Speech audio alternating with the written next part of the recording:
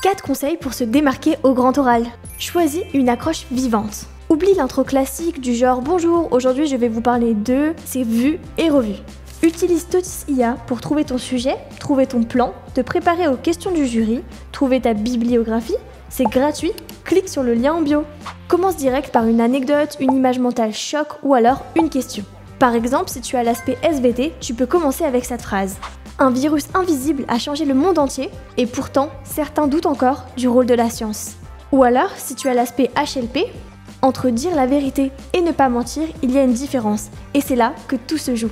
Ça capte l'attention du jury directement et ça montre que tu connais ton sujet. Travaille ton plan caché.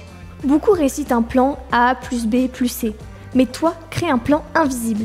Il s'agit d'une progression logique et naturelle. Le jury ne doit pas entendre ce plan, mais il doit le ressentir. Par exemple, d'abord, tu poses le problème. Ensuite, tu fais naître un doute ou une tension. Puis, tu le résous avec une thèse bien argumentée. Prépare une version théâtrale de ton discours. Teste ton oral avec un jeu d'acteurs exagéré. Pourquoi ? Parce qu'après, ta version normale semblera ultra fluide et confiante.